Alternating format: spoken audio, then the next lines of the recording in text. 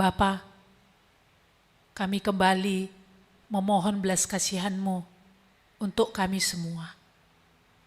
Supaya Engkaulah memberkati kami, baik kami yang ada di tempat ini, dan juga saudara-saudari kami yang mengikutinya secara online. Berbicaralah Engkau Tuhan, berilah supaya Roh-Mu bekerja di tengah-tengah kami, supaya sebagaimana Tuhan Engkau mau kami mengerti firman-Mu, demikianlah kami akan mengerti segala kuasa-kuasa kegelapan yang membelokkan kami untuk tidak mengerti firman-Mu sebagaimana mestinya. Di dalam nama Tuhan Yesus kami menolaknya.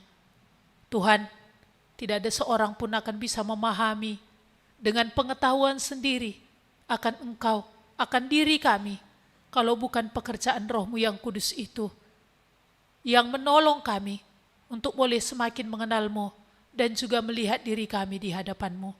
Berkati kami Bapa, berbicaralah Engkau kepada kami, supaya firman ini tidak hanya sebatas pengetahuan, tapi benar-benar menjadi iman yang akan membaharui kehidupan kami.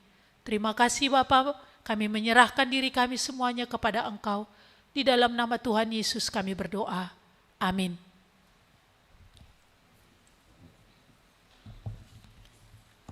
Indonesia. Iya. Kalau semalam kami di Yel-Yel pra-remaja dan pemuda ya, sampai pemuda, ya, MC membuat yel-yelnya ketika dikatakan Indonesia, kamu harus sebut 3 kali, merdeka, merdeka, merdeka. Sayangnya memang tidak ada kita yang saya rasa masih ada dalam penjajahan pada waktu itu ya. Sehingga rasanya ketika menyebutkan merdeka, merdeka, merdeka itu mungkin saja itu hanya kata-kata. Tanpa ada makna yang begitu dalam dari sebuah kata yang merdeka, merdeka, merdeka. Ya, kalau coba ada seorang veteran yang mungkin pernah merasakan betul ketika dia ada dalam penjajahan, mungkin dengan 79 tahun, hari kemerdekaan semalam kita rayakan bersama-sama seluruh Indonesia ya. Mungkin tiap kali dia akan berkata merdeka, merdeka, merdeka. Mungkin itu dengan semangat, mungkin juga dengan air mata, dan mungkin juga dengan apa ya? Dengan satu kegirangan yang sangat besar karena dia tahu arti sebuah perbudakan dan arti sebuah kemerdekaan. Iya. Indonesia. Iya, ternyata sekalipun kita tidak ada dalam penjajahan masa lalu ya, tapi ternyata ada beberapa yang bersemangat. Karena apa? Karena kemerdekaan itulah kita bisa beribadah seperti ini. Karena kemerdekaan itu ada banyak hal yang baik kita bisa lakukan, mengisi kemerdekaan ini. Tetapi adakah hal yang kita sadari? Satu hal yang benar-benar lebih daripada kemerdekaan secara bangsa yang membawa juga kepada sukacita, ada kemerdekaan yang lebih daripada itu, yang memang Tuhan akan membawa kita merdeka sebagaimana kita manusia yang Tuhan ciptakan dari mulanya dengan tujuannya, yaitu merdeka untuk memuliakan Dia. Ya, tema kita hari ini merdeka di dalam Kristus. Ya. Mari kita melihat Roma 8 ayat 1 sampai 8. Roma 8 ayat 1 sampai 8. Saya akan bacakan untuk kita semua. Demikianlah sekarang tidak ada penghukuman bagi mereka yang ada di dalam Kristus Yesus. Roh yang memberi hidup telah memerdekakan kamu dalam Kristus dari hukum dosa dan hukum maut. Sebab apa yang tidak mungkin dilakukan hukum Taurat karena tak berdaya oleh daging, telah dilakukan oleh Allah dengan jalan mengutus anaknya sendiri dalam daging, yang serupa dengan daging, yang dikuasai dosa karena dosa. Ia telah menjatuhkan hukuman atas dosa di dalam daging, supaya tuntutan hukum Taurat digenapi di dalam kita, yang tidak hidup menurut daging, tetapi menurut roh. Sebab mereka yang hidup menurut daging memikirkan hal-hal yang dari daging. Mereka yang hidup menurut roh memikirkan hal-hal yang dari roh. Karena keinginan daging adalah maut, tetapi keinginan roh adalah hidup dan damai sejahtera. Sebab keinginan daging adalah perseteruan terhadap Allah, karena ia tidak takluk kepada hukum Allah. Hal ini memang tidak mungkin baginya. Mereka yang hidup dalam daging tidak mungkin berkenan kepada Allah. Iya. Semalam kita Indonesia merayakan kemerdekaan ya.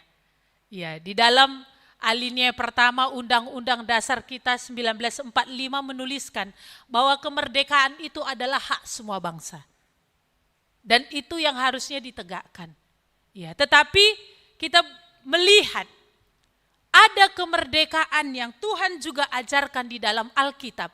Secara khusus di dalam Perjanjian Lama. Tuhan juga membicarakan soal kemerdekaan. Kalau kita semalam, ya Sabtu, semua bangsa Indonesia kita diingatkan, kita sudah bebas dari penjajahan bangsa lain, dari perbudakan bangsa lain.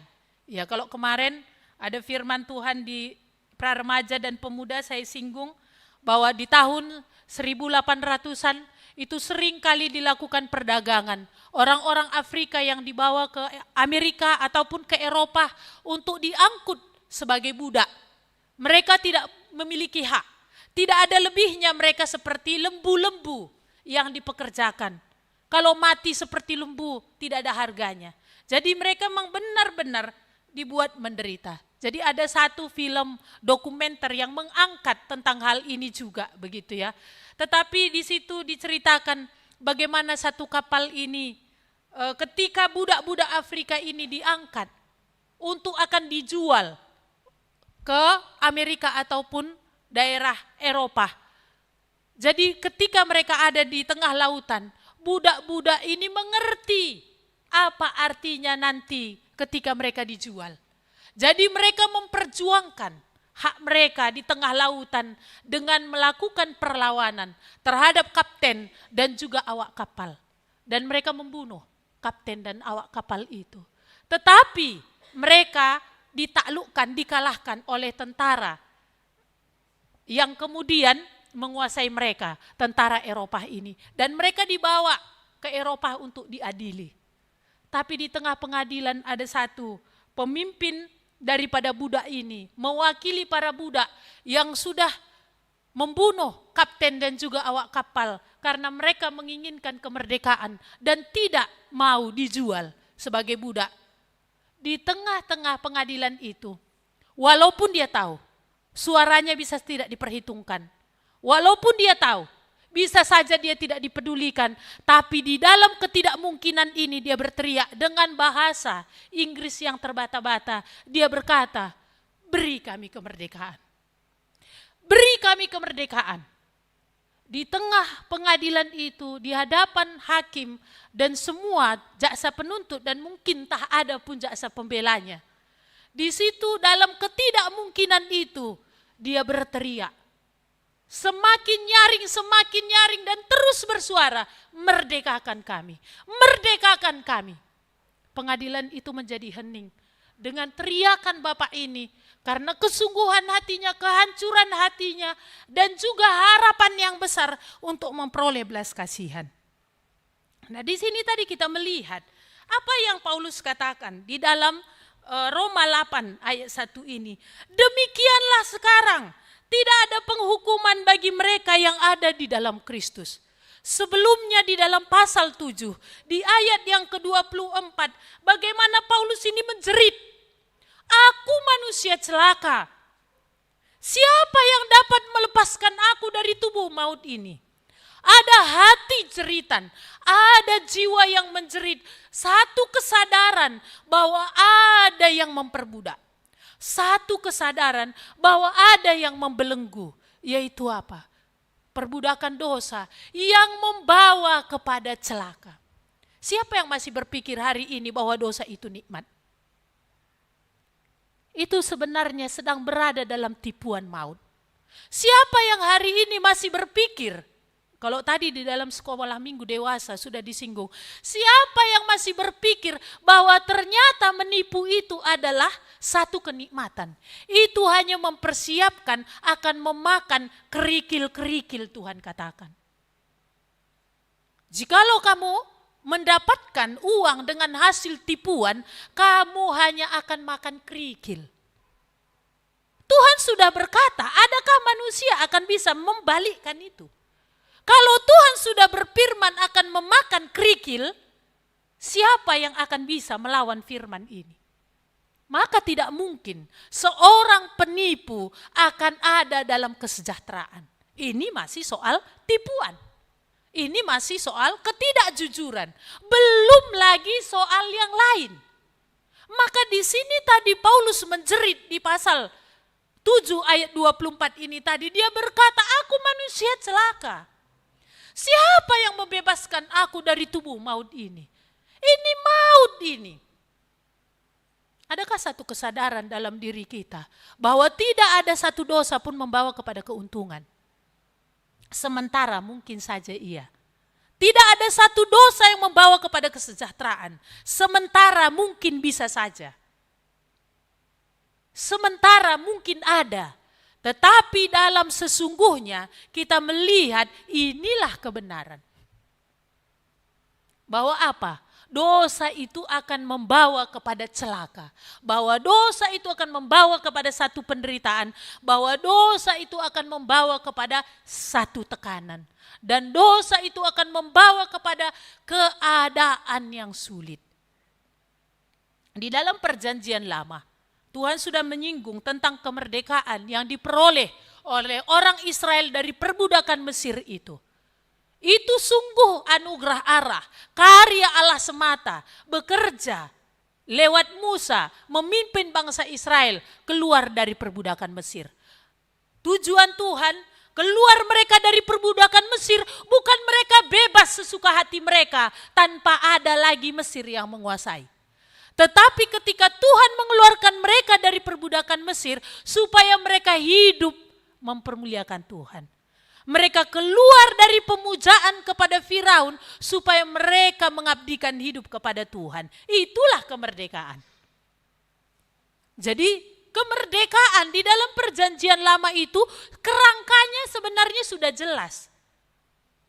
Bahwa dikatakan ketika kemerdekaan dari perbudakan, dari penjajahan itu, sebenarnya Tuhan menggiring mereka kepada tuntutan-tuntutan, ketentuan-ketentuan hukum di mana mereka harus mengabdikan diri kepada Tuhan. Makanya di dalam Ulangan 28, setelah mereka melakukan perjalanan 40 tahun, keluar dari Mesir, melakukan perjalanan di padang gurun, sudah ada di tepian tanah Kanaan di seberang masih Sungai Jordan ya, bagian selatan masih. Di situ Musa kembali mengulang soal berkat dan kutuk. Tuhan katakan bahwa kemerdekaan yang sesungguhnya yang akan dinikmati dan dialami oleh orang Israel itu adalah ketika mereka mengabdikan diri kepada Tuhan.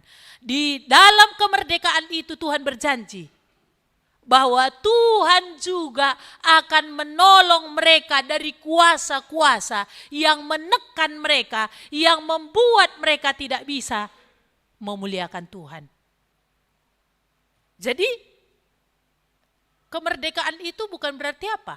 Ketika Israel keluar dari perbudakan Mesir, lalu mereka hidup sesuka hati mereka, itu bukan kemerdekaan. Yang Tuhan nyatakan, baik itu di dalam perjanjian lama, sudah jelas bahwa apa? Kemerdekaan yang sejati itu keluar dari perbudakan untuk hidup bagi dia.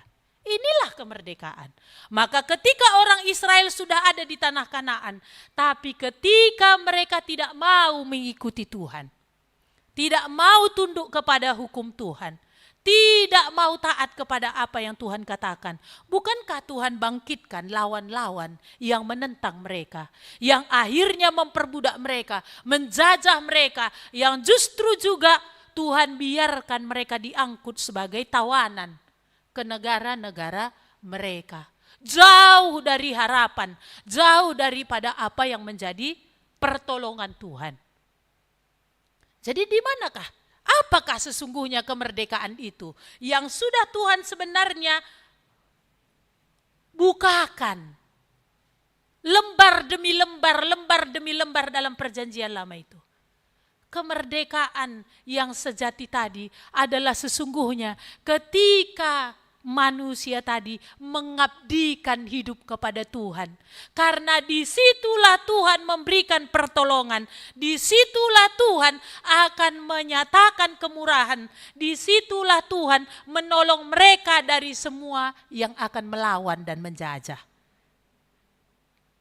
Dan hal ini semakin terang dan jelas. Tuhan bukakan makna dan arti kemerdekaan itu di dalam perjanjian baru. Secara khusus hari ini kita belajar dari kitab Roma 8 ini tadi. Dikatakan bahwa demikianlah sekarang tidak ada penghukuman bagi mereka yang ada dalam Kristus. Roh yang memberi hidup telah memerdekakan kamu dalam Kristus dari hukum dosa dan hukum maut. Jadi sejak manusia jatuh dalam dosa, kita dikurung oleh dua hal ini. Yaitu apa? Hukum yang menuntut. Yaitu dosa dan juga hukum yang menuntut kita yang adalah maut. Dua hal ini tidak bisa dengan kekuatan sendiri manusia bisa lepas dari sana. Dan inilah yang Paulus sadari ketika dia makin mempelajari.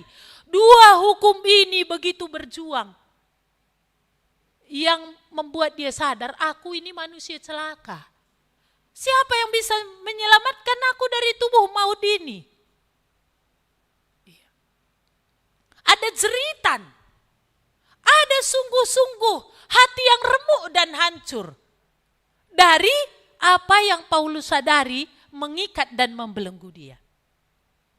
Maka di sini tadi kita melihat di ayat 25 di pasal 7 itu dikatakan syukur kepada Allah oleh Yesus Kristus Tuhan kita. Dan disambung lagi di sini. Sekarang tidak ada lagi penghukuman bagi mereka yang ada di dalam Kristus. Roh itu memerdekakan. Siapa di dalam Kristus, Roh Kudus menjadi meterai, bukan hanya menjadi meterai, menghidupkan.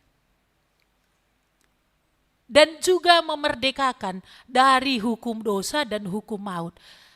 Sebenarnya berapa kali pun orang mengaku, tanpa pernah dia menjalani ayat 24 pasal 7 ini, tidak sampai kepada kesadaran akan celaka dan binasa.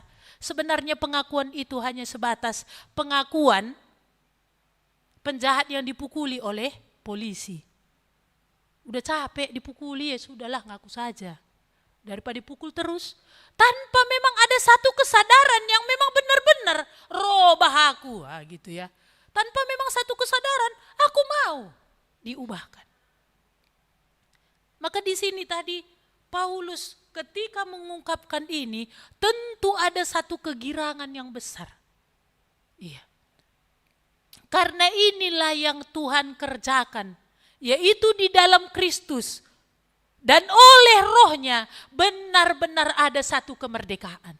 Dari tuntutan hukum dosa dan hukum maut ini. Di ayat 3 ini jelas dikatakannya, keberadaan kita sebagai manusia tidak bisa kita melakukan. Ataupun apa yang menjadi tuntutan dosa itu tidak bisa kita melakukan lewat hukum Taurat itu. Malah hukum Taurat itu makin menelanjangi kita, makin menyadarkan kita akan memang keberdosaan kita. Tapi tidak akan pernah bisa ada kemerdekaan kalau dengan kekuatan, dengan perjuangan melakukan hukum Taurat, berpikir kalau makin rajin gereja, berpikir kalau aku dengan banyak berdoa, berpikir dengan banyak memposting hal-hal di media sosial dengan ayat-ayat firman Tuhan, bahwa berpikir di dalamnya kita sudah dibenarkan, tidak. Bahwa dikatakan tadi di sini apa? Di dalam Kristus, oleh pengorbanannya itulah kita merdeka. Tapi kapan pernah ada satu kesadaran menyadari kepada celaka tadi? Kapan pernah ada satu kesadaran menyadari kepada kebinasaan itu memang benar-benar bagian dalam diriku?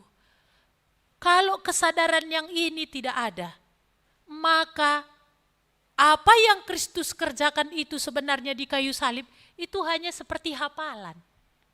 Itu hanya seperti pengetahuan yang kita tadi dengar juga. Ahli Taurat itu banyak tahu. Tapi sebenarnya nggak pernah sampai kepada iman karena memang nggak pernah sampai kepada kesadaran jeritan untuk perbudakan.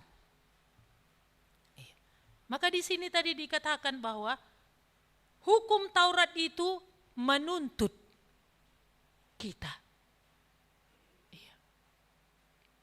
Apakah makin kita melihat bahwa aku perlu dimerdekakan dari hal ini.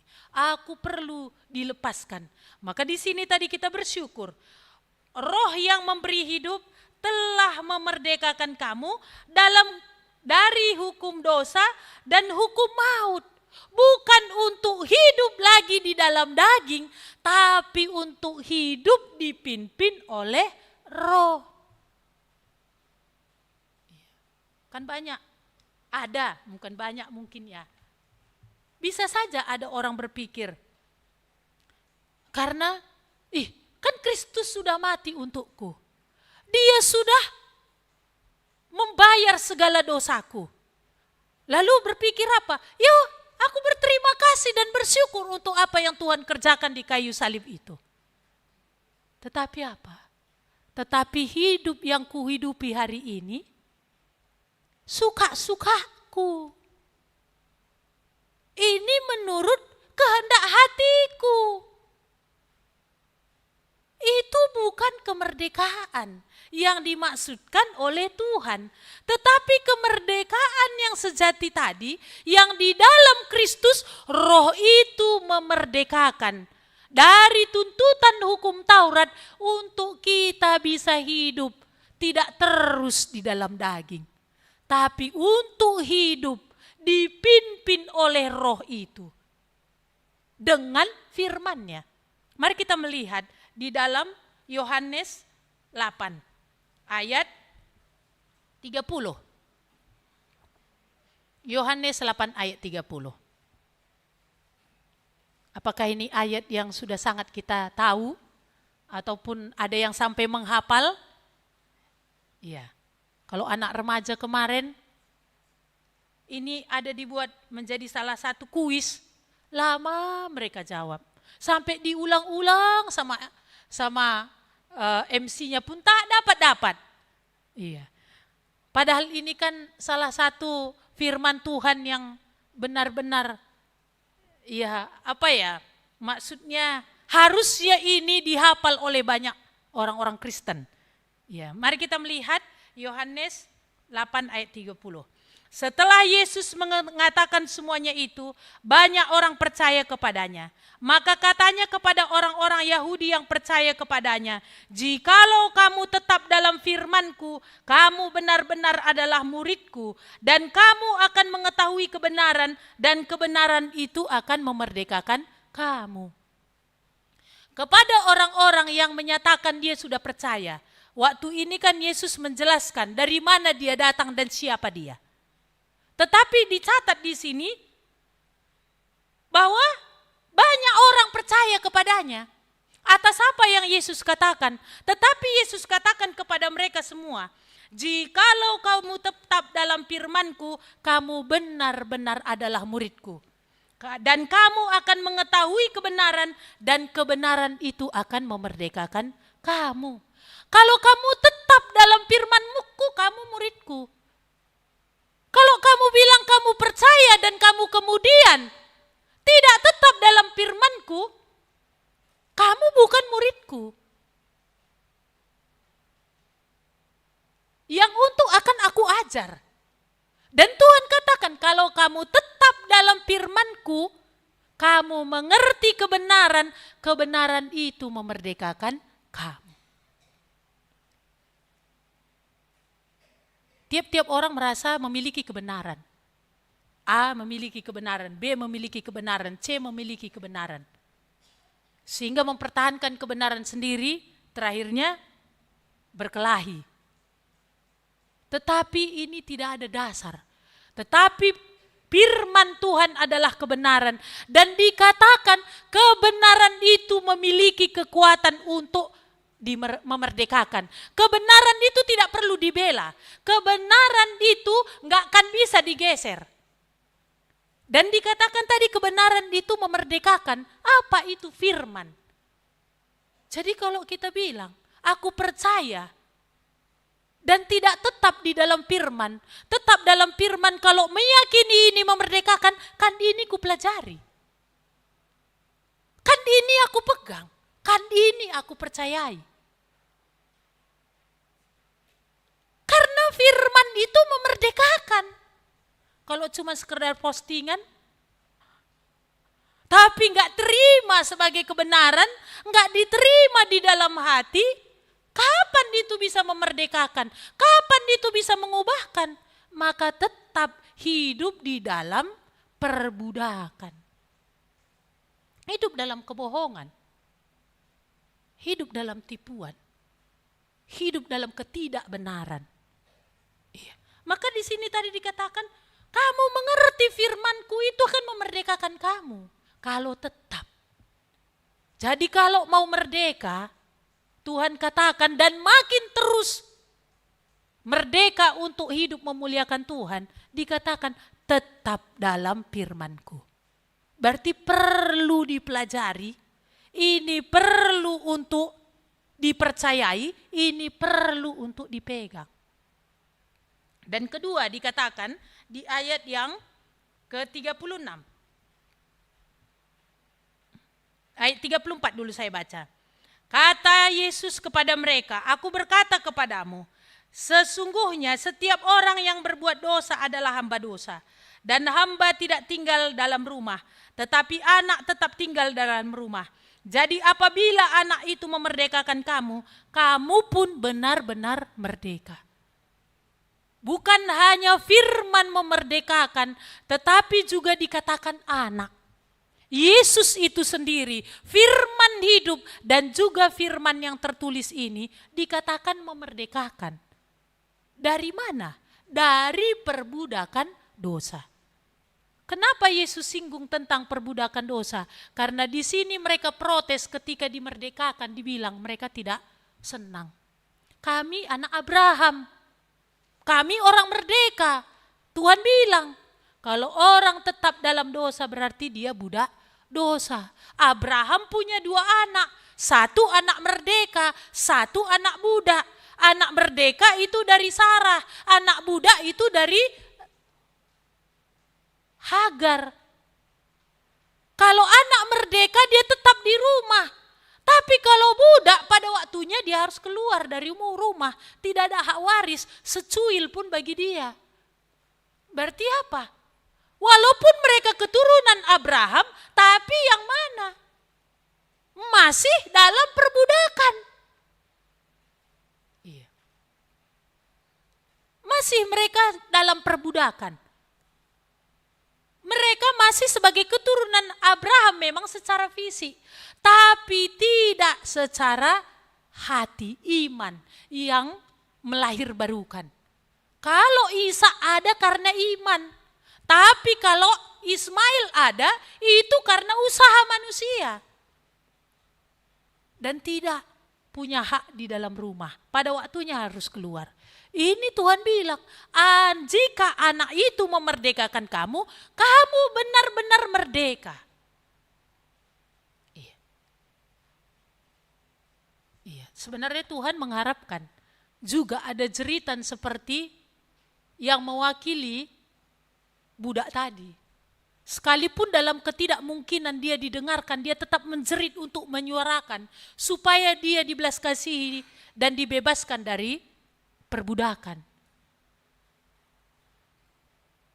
Di dalam firman Tuhan ini jelas tertulis, jika anak itu memerdekakan kamu, kamu benar-benar merdeka. Siapa yang akan Tuhan merdekakan kalau masih dalam dosa itu pun nikmat? Kalau masih dalam dosa itu pun nggak ada merasa bersalah. Masih seperti tadi ya, menganggap untung. Masih juga menganggap cerdik. Masih juga menganggap aman. Gimana Tuhan akan memerdekakan kalau tidak ada jeritan yang sungguh-sungguh di dalamnya? Jika anak itu memerdekakan kamu, kamu benar-benar merdeka. Mari kita melihat dari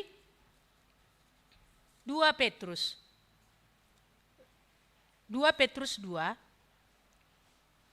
ayat yang ke-19.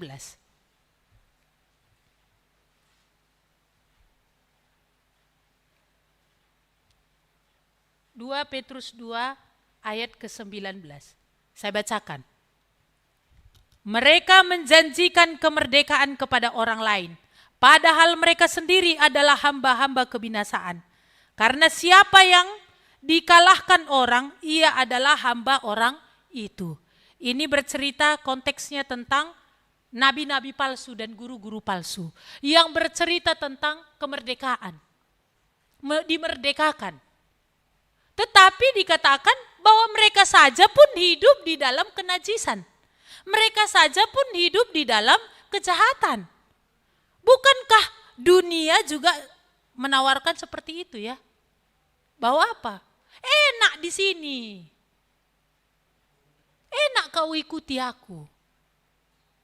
Kalau enggak kan enggak makin banyak orang terjerat di dalamnya.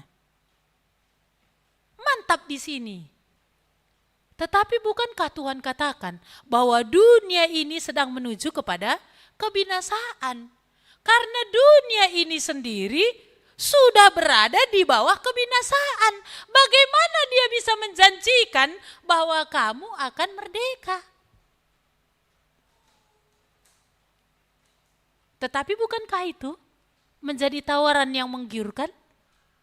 Seperti kepada Hawa? Bukankah itu tawaran yang menggiurkan? Dan orang berpikir, kalau justru datang kepada Tuhan, ini menjadi terkekang. Kalau datang kepada Tuhan, ini justru makin aku terbelenggu. Tentu kita semua hafal ya. Matius 11 ayat 28. Marilah kepadaku semua yang letih lesu dan berbeban berat. Aku akan memberikan kelegaan kepadamu. Pikullah yang kupasang dan belajarlah daripadaku, sebab aku lemah lembut dan rendah hati, dan jiwamu akan mendapat ketenangan. Kemerdekaan yang ditawarkan di dalam Kristus sepertinya kita diberi kuk. Memang kita diberi kuk. Kita diberi aturan dan ketetapan. Tetapi apa? Roh tadi menghidupkan, itu yang memampukan kita. Hidup di dalam kuk yang Tuhan beri, yang justru membawa kemerdekaan kita makin sempurna. Ketika kita hidup di dalam kuk yang Tuhan beri, ketika kita hidup di dalam firman yang Tuhan anugerahkan, sekalipun itu seperti kuk ya, tetapi karena Roh Kudus yang sudah memerdekakan, ini memberi kemampuan kita melakukannya. Dan ini makin membuat kita justru makin lega. Bukankah merdeka itu salah satu hasilnya kelegaan? Bukankah kemerdekaan itu salah satu lagi hasilnya damai sejahtera? Makanya adakah orang berpikir seperti ini tadi? Datang sama Tuhan ini makin gak merdeka. Datang sama Tuhan ini makin banyak aturannya. Aturan yang Tuhan beri itu bukan justru makin membuat tekanan. Dalam artian benar-benar akan membawa kepada penyiksaan. Tapi justru melegakan, dan melegakan mungkin pun dalam penderitaan. Kenapa bisa Paulus berkata di dalam Ayat 18 nanti Bapak Ibu bisa baca pasal 18 ini. Penderitaan yang sekarang yang kita alami tidak bisa dibandingkan dengan kemuliaan yang Tuhan akan beri, dia bilang. Kok bisa dia berkata begitu? Kalau bercerita soal penderitaan Paulus gak bisa lagi kita katakan sehebat apa. Tapi kenapa dia bisa berkata demikian? Karena roh itu makin melegakan, roh itu makin memerdekakan, yang terus membawa dia semakin melihat kemuliaan yang Tuhan sediakan. Iya. Maka, ini sebaliknya lagi, yang iblis terus tanamkan lagi ya. Kalau kau bohong kali ini kan lumayan 1 juta. Lumayan kan? Kalau dengan jualan seperti ini kau bohong-bohong dikit kan keuntungannya berapa persen nanti itu? 1 juta. Dia hanya mikir 1 juta berapa lama tahan? 10 hari udah habis itu. Nggak nyampe pun. Kalau 5 orang yang makan. Nggak nyampe. Tapi akhirnya apa? Setelah itu makan kerikil.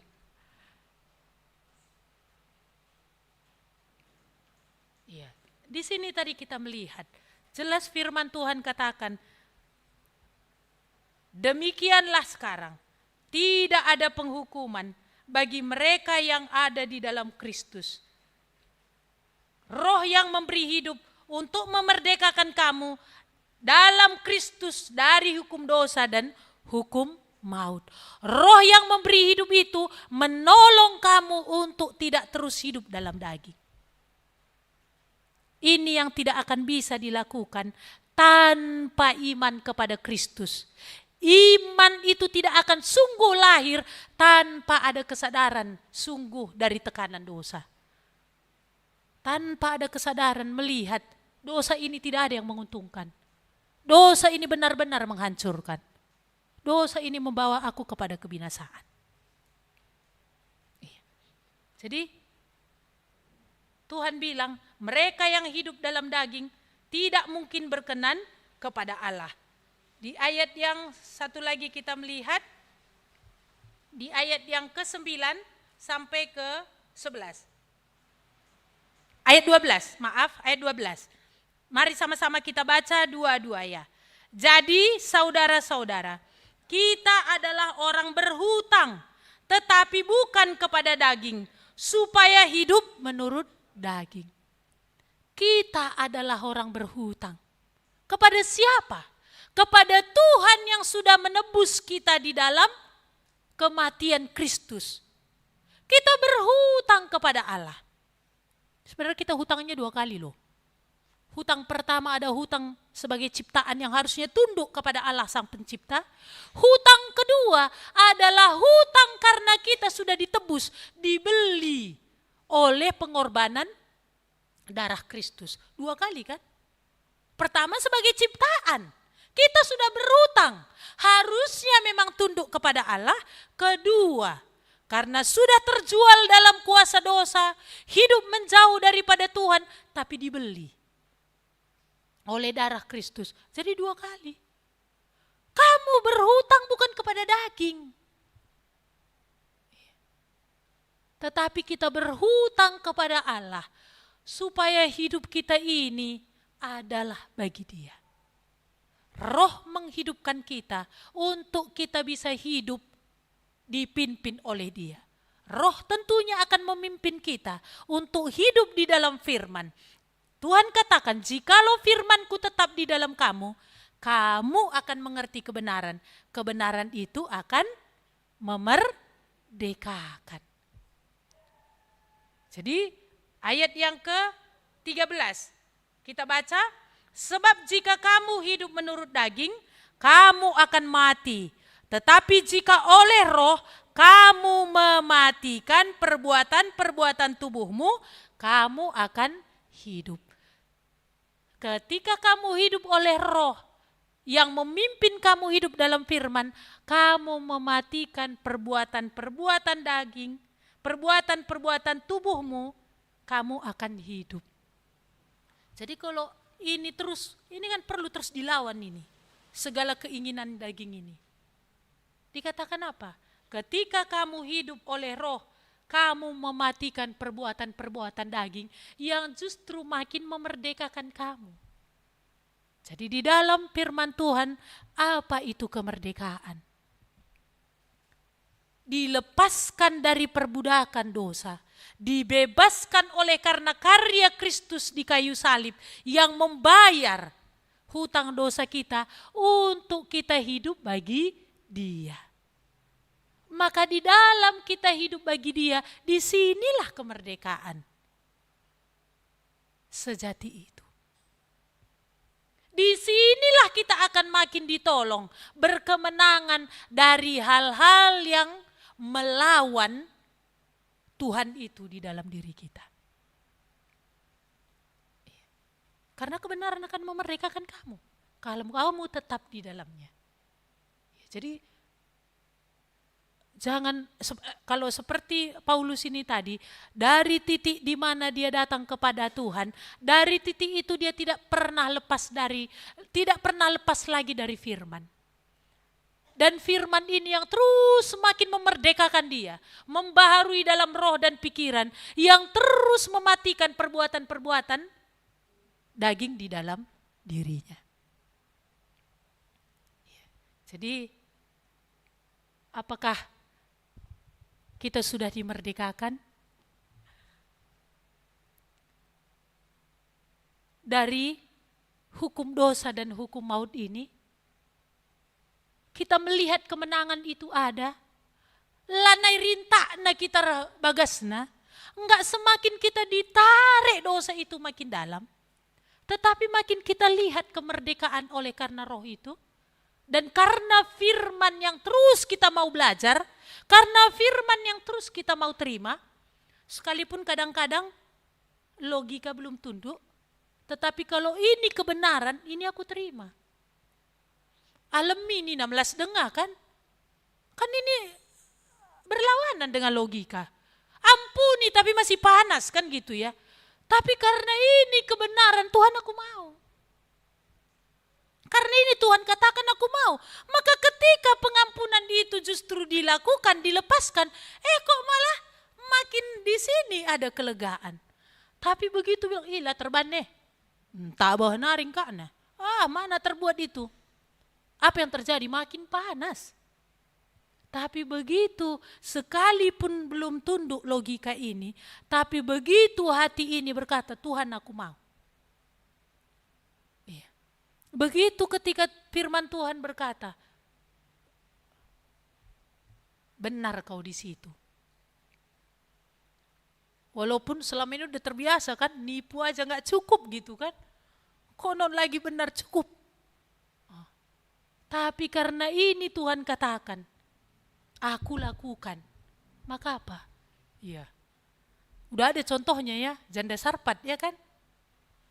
Tepung tidak habis-habis, minyak tidak kering-kering, sampai turun hujan. Karena apa? Cara Tuhan itu di luar daripada apa yang kita pikirkan. Jadi Indonesia sudah merdeka ya. Secara bangsa kita sudah merdeka. Maka bisa kita bekerja tanpa ada lagi yang merampas apa yang menjadi hak kita. Tapi apakah kita sudah merdeka dari perbudakan dosa? Sehingga itu terus merampas kita untuk tidak bisa hidup menyenangkan Tuhan. Justru menyeret kita melawan Tuhan. Apakah sungguh iman kepada Kristus itu jadi kemerdekaan itu? Membawa kita dalam kebenaran, membawa kita untuk bisa hidup melawan daging ini. Ya, ini masing-masing kita memikirkannya di dalam hati. Mari kita berdoa. Tuhan, kami bersyukur kalau hari ini Engkau Allah menjanjikan di dalam firman dan di dalam Yesus sungguh ada kemerdekaan dari perbudakan dosa dan dari tuntutan hukum dosa dan bahkan dari perbudakan tuntutan hukum maut itu. Kami bersyukur Tuhan bahwa di dalam Kristus kami bisa hidup untuk tidak lagi menuruti apa yang menjadi keinginan daging, yang membawa kepada kebinasaan, yang membawa kepada kehancuran. Tapi kami oleh Roh-Mu yang kudus yang sudah menghidupkan, bagi setiap orang yang sungguh percaya, bagi setiap yang sungguh firman itu tinggal di dalam dia, Tuhan boleh hidup dalam pimpinan Roh yang akan membawa kepada hidup dan membawa kepada kelegaan. Tuhan, Kau yang mengenal diri kami masing-masing. Biarlah Roh-Mu yang kudus berbicara kepada kami. Biarlah ada hati yang lembut untuk boleh mendengar perkataan Tuhan. Adakah kami masih dalam perbudakan itu? Adakah kami masih terbelenggu? Dan biarlah Roh-Mu yang kudus akan bekerja dan meyakinkan Tuhan bahwa sungguh bagi mereka yang sungguh-sungguh mau belajar terhadap firman-Mu, sungguh-sungguh mau memegang apa yang Tuhan katakan, kebenaran itu pasti memerdekakan. Biarlah kami tidak sesuka hati kami, Tuhan. Kapan kami ingin, kapan kami tidak. Supaya bukan kami menjadi ukuran. Tetapi apa yang Tuhan katakan hari ini, tolonglah kami Tuhan. Supaya firman-Mu ini sungguh-sungguh berbicara kepada kami. Bukan hanya menyelidiki hati kami, tapi akan boleh menolong. Supaya akan jadi kemerdekaan itu dalam diri kami. Dan bagi kami yang sudah Tuhan merdekakan, di mana Roh sudah menghidupkan, biarlah kami juga mendengar hari ini, bahwa kami harus terus hidup di bawah pimpinan Roh-Mu yang kudus. Untuk hidup menurut apa yang Roh Kudus katakan lewat firman-Mu. Supaya kami boleh terus mematikan perbuatan-perbuatan tubuh ini. Terima kasih Tuhan. Kami bersyukur untuk hal yang besar yang Kau kerjakan lewat putra-Mu yang tunggal itu menjadi tebusan atas hidup kami. Terpujilah Engkau Allah kami yang hidup, pimpin kami sepanjang minggu ini Tuhan. Kami sungguh serahkan diri kami. Tuhan tolong kami, supaya oleh Roh-Mu yang kudus kami boleh hidup di dalam perkataan-Mu itu. Terpujilah Engkau Tuhan, di dalam nama Yesus Kristus kami berdoa dan mengucap syukur. Kepada Allah beri puji.